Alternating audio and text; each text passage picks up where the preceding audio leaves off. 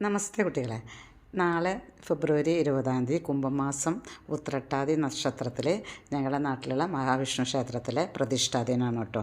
അതിനോടനുബന്ധിച്ച് ഭക്തരെല്ലാം ചേർന്ന് ഞങ്ങൾ കുറച്ച് അമ്മമാരും ഭക്തരെല്ലാം ചേർന്ന് അമ്പലം അലങ്കരിക്കുകയാണ്. അതുപോലെ തന്നെ രാത്രിയിൽ ചെറിയൊരു ലഘുഭക്ഷണമൊക്കെ ഉണ്ടായിരുന്നു.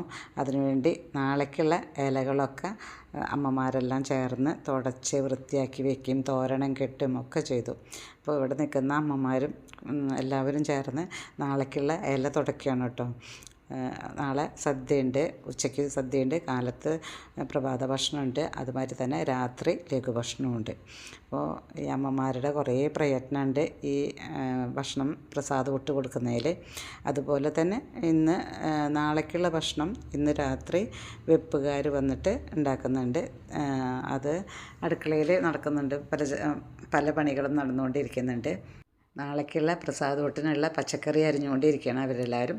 അതുപോലെ തന്നെ തേങ്ങ ചിരകുന്നു. അതുമാതിരി അടുക്കളയിൽ നാളെ രസകാളനാണ് കേട്ടോ, അത് വെച്ചുകൊണ്ടിരിക്കുകയാണ്. അപ്പുറത്ത് മത്തങ്ങയും ഓലനുള്ള കഷ്ണം അരിഞ്ഞുകൊണ്ടിരിക്കുകയാണ്. അപ്പോൾ ഇന്നത്തെ രാത്രിത്തെ ഭക്ഷണം പുലാവും വെജിറ്റബിൾ പുലാവും സാലഡുമാണ്. അപ്പോൾ എല്ലാവരും കഴിച്ചുകൊണ്ടിരിക്കുകയാണ്.